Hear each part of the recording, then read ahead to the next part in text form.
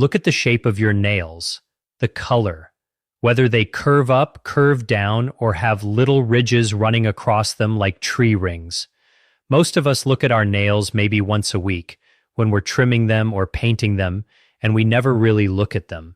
But your nails are made of the same tissue that's connected to the blood vessels, the oxygen supply, and the nutrient levels running through your entire body. And according to the Mayo Clinic, one of the most respected medical centers in the world, nail changes can sometimes be one of the earliest visible clues that something deeper is going on in the lungs, the heart, the liver, the kidneys, or the thyroid.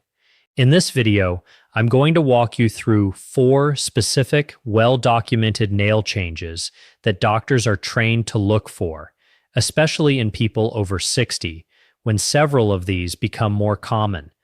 I'll show you what each one looks like, what conditions it's been linked to in the medical literature, and, just as important, where the evidence is strong versus where it's more of a go get this checked out clue rather than a diagnosis.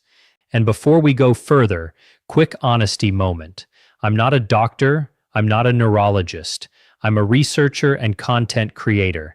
And for this video, I went through Mayo Clinic, Cleveland Clinic, the National Institutes of Health, and peer-reviewed dermatology literature so that everything I tell you today is something you can actually verify yourself. I'll list every source in the description. This video is for education, not diagnosis. Nail changes can mean something serious, or they can mean nothing at all. The only way to know which one applies to you is to have a real person with a medical license look at your actual hands. Keep that in mind as we go, and stick around, because by the end of this, you'll know exactly what to check for and what questions to ask your doctor if you spot any of these. Let's get into it. Before we get to the 4 signs, it helps to understand why this works at all.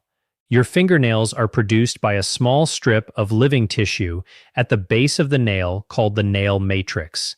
That tissue needs a steady blood supply, steady oxygen, and steady nutrition to keep producing smooth, evenly colored, evenly shaped nail. Because nail growth is slow and continuous, a fingernail takes several months to grow out fully. Any disruption to that blood supply, oxygen level, or nutrient intake can leave a visible mark that takes a while to grow out. In some cases, doctors can even estimate roughly when something happened to a person's health by measuring how far up the nail a mark or ridge has traveled. Mayo Clinic has an entire patient resource called 7 Fingernail Problems Not to Ignore, and Cleveland Clinic has similar detailed pages on nearly every nail sign we're going to cover today.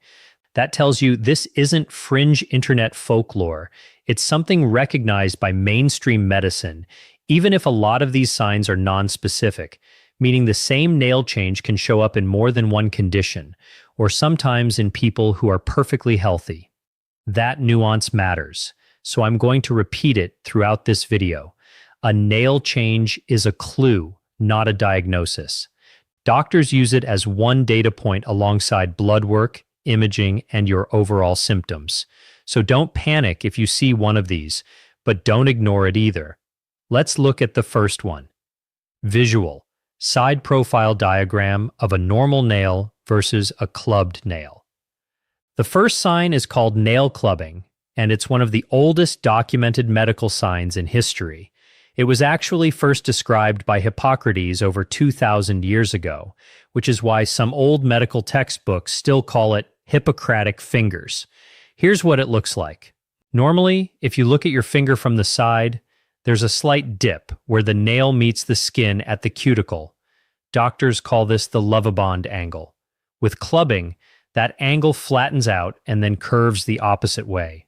The fingertip itself often looks wider, and the nail starts to look like it's wrapping around the end of the finger, almost like the underside of a spoon. In more advanced cases, the nail bed can feel spongy or soft when you press on it. There's actually a simple test doctors use, called the Shamroth sign.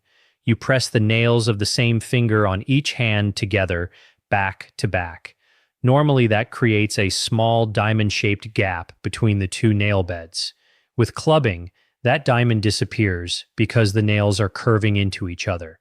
So what is clubbing linked to?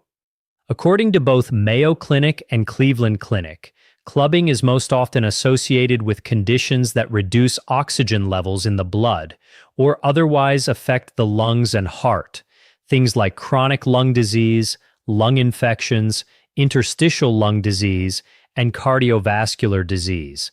Cleveland Clinic also lists digestive conditions like Crohn's disease and celiac disease, and liver conditions like cirrhosis as potential causes.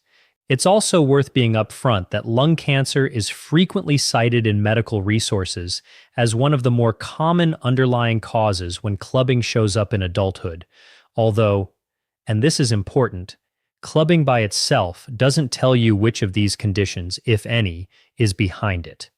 A 2025 clinical review in the Cleveland Clinic Journal of Medicine notes that when a doctor discovers clubbing in a patient, the next step is usually imaging of the chest because of how strongly it's linked to lung and heart conditions specifically. Now here's the nuance I promised you. Clubbing isn't always a sign of disease. Some people are simply born with a family tendency toward it, inherited from a parent, and never develop any related illness. The Merck Manual, a well-established clinical reference, points out plainly that clubbing can be inherited and not indicate any disorder at all. And clubbing doesn't show up with every lung problem. For example, it's typically absent in straightforward pneumonia or asthma, but more associated with things like pulmonary fibrosis or bronchiectasis. The bottom line on clubbing: if your nails have gradually started curving downward over months or years, especially if you also have any breathing symptoms, like shortness of breath, a chronic cough, or fatigue, that combination is worth bringing to a doctor. It's genuinely one of the more useful visual clues in medicine, and it's one that's easy to miss because it develops so slowly that you might not notice the change in the mirror every single day. Okay? Quick pause. I want you to actually do this right now, not just nod along. Take your 2 index fingers, press the nails together back to back like I described, and look for that little diamond-shaped window of light between them. If you can see it clearly, that's a reassuring sign. Drop a comment below and let me know. Did you see the diamond or not?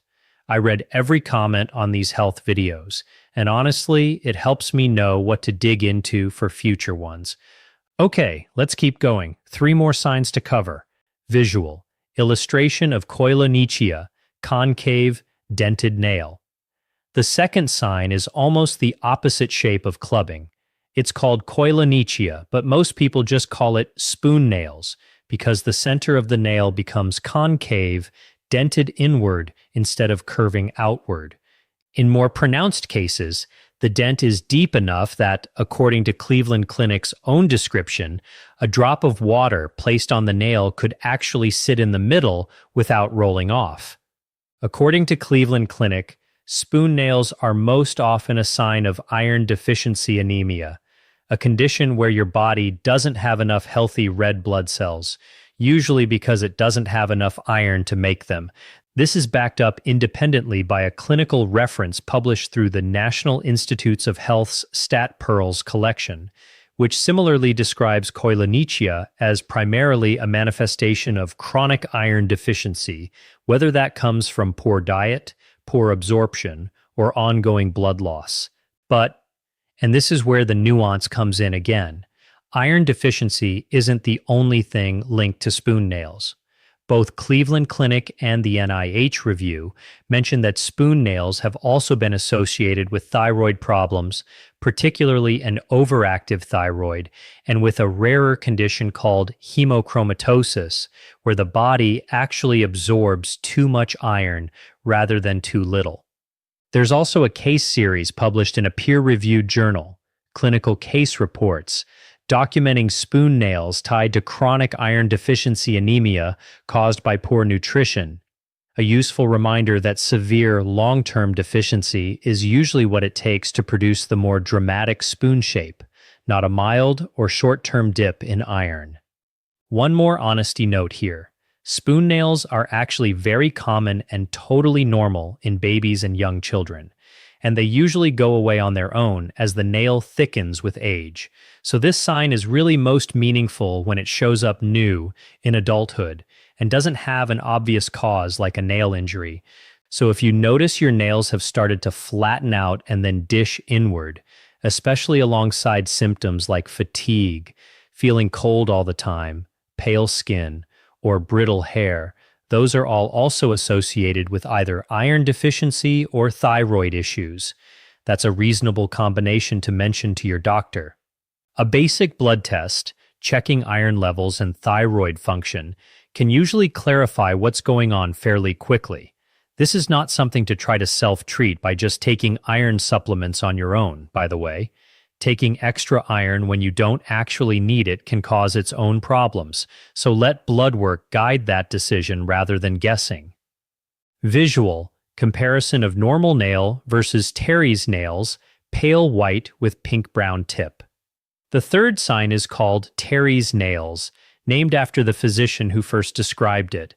This one's fairly easy to picture. Most of the nail looks pale, whitish, or like frosted glass, and then there's a narrow band of normal pink or reddish-brown color right at the very tip. Cleveland Clinic describes Terry's nails as often being linked to chronic conditions, most notably liver problems and diabetes, but the list of associated conditions is broader than that. A case report published through the National Institutes of Health's PubMed Central Archive notes that Terry's nails have been documented alongside cirrhosis of the liver, congestive heart failure, and kidney failure. UPMC's Patient Health Resource independently lists the same core group: liver disease, heart failure, kidney disease, and diabetes, and adds that severe malnutrition and low protein levels can produce a similar look. Now, here's a number worth mentioning carefully because it comes from a review referencing clinical literature rather than something I can independently verify with a large, recent study. Some sources state that a majority of patients with severe advanced liver disease have this nail pattern. I want to flag that as coming from summarized clinical literature rather than a single study I can point to directly, so treat it as commonly associated with, not an exact statistic you should quote elsewhere. Here's the important caveat that came up in more than one source I found, including a case report published this year describing a completely healthy person with this exact nail pattern and no disease at all. Terry's nails can also simply be a normal part of aging. Cleveland Clinic explicitly lists sometimes it is a sign of aging as one of the possibilities. So this is genuinely one of the trickiest signs on this list. It overlaps a lot with what nails can naturally look like as we get older, which is exactly why it's grouped with after 60 nail changes, but it's also linked to some pretty serious organ conditions. That combination means it's not a sign to panic over by itself, but it is one worth a conversation with your doctor, especially if it appeared somewhat suddenly rather than gradually over many years, or if it's showing up alongside other symptoms, things like unusual fatigue, swelling in the legs or abdomen, changes in urination, or unexplained weight changes, which can be associated with liver, kidney, or heart conditions. Visual, illustration of a nail with a visible horizontal indentation ridge. The fourth and final sign is called Beau's lines, named after a French physician who described them back in the 1800s. These are horizontal grooves or dents that run sideways across the nail, and they're different from the vertical ridges that run from the cuticle to the tip, which Cleveland Clinic notes are usually just a harmless part of getting older and nothing to worry about. Beau's lines run the other direction, side to side. What causes them? According to Mayo Clinic, Beau's lines appear when nail growth temporarily stops or slows down, usually because of an illness, an injury, or a major physical stressor to the body. Their list of causes includes infections, poorly controlled diabetes and peripheral artery disease, a condition where narrowed blood vessels reduce blood flow to the arms and legs, which becomes more common with age. Cleveland Clinic's resource independently lists a similar set of causes and adds nutrient deficiencies, particularly zinc, along with certain medications, including some chemotherapy drugs. One detail that I find genuinely useful here, because nails grow at a fairly predictable, slow rate, doctors can sometimes estimate roughly how long ago the disruptive illness occurred based on how far the groove has grown up the nail. So if you notice a groove partway up your nail, that's essentially a timestamp of something your body went through months ago. A bad infection, a fever, a hospitalization, a major stressor, whether or not you remember it clearly at the time. The reassuring part, Beau's lines usually aren't dangerous on their own, and once the underlying cause is treated or resolves, Cleveland Clinic notes the nail typically grows out normally again over roughly 6 months. But if you notice new Beau's lines and you can't connect them to an obvious recent illness or injury, and especially if you have diabetes or any history of circulation problems, it's worth mentioning to your doctor, both because poorly controlled diabetes and peripheral artery disease are on the list of documented causes, and because catching either one earlier generally leads to better outcomes. I said 4 signs, and I'm sticking to that. But there's one more I want to mention briefly because it comes up constantly in the medical literature on nails, and it's easy to confuse with the others. Small pits or dents scattered across the nail surface, almost like the nail was lightly hit with a tiny hammer in multiple spots. According to a health resource reviewed by state health department clinicians, this kind of pitting is strongly associated with psoriasis and a related autoimmune condition, alopecia areata. It's a different pattern than the smooth, horizontal groove of Beau's lines, and different again from the overall curve or color changes of the first 3 signs. I'm mentioning it because if you've been comparing your nails to everything I've described and none of it quite matches, but you do see small pinprick-style dents, that's the pattern to look up next. So let's bring this all together. Because I don't want you walking away from this video anxious, I want you walking away informed. Here's the thing about all 4 of these signs. None of them, by themselves, diagnose anything. A nail change is what doctors call a clinical sign, a visible clue that prompts more questions and usually some basic tests. The Cleveland Clinic Journal of Medicine piece I referenced earlier makes this point really clearly in the context of clubbing. Finding the sign is the start of the workup, not the end of it. The actual answer comes from imaging, blood work, and a full conversation about your other symptoms. So here's a simple 3-step approach if you've spotted one of these on your own hands or feet. Step 1, don't self-diagnose. And definitely don't self-treat.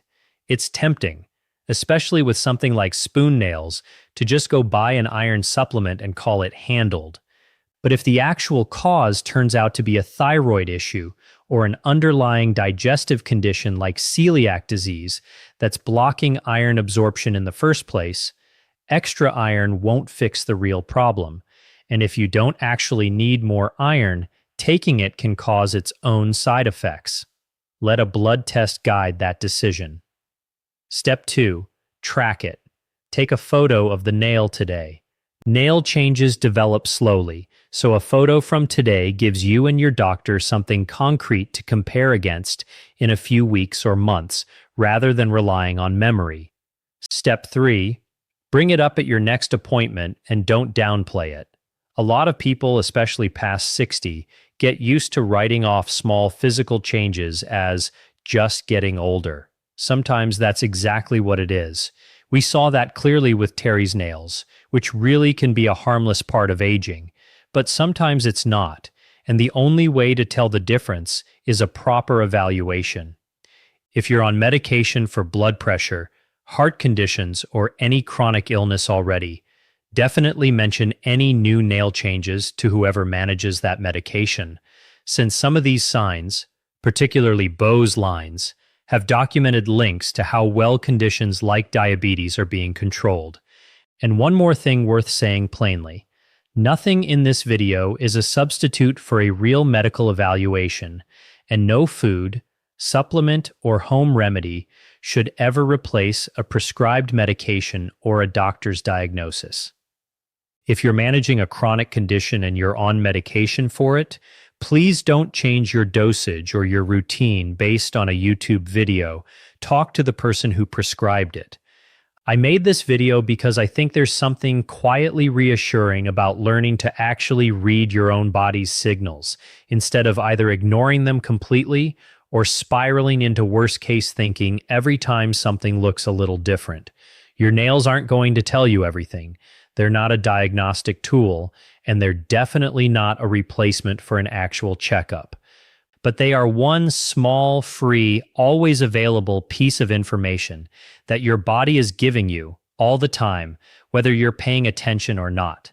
So take one more look at your hands before this video ends.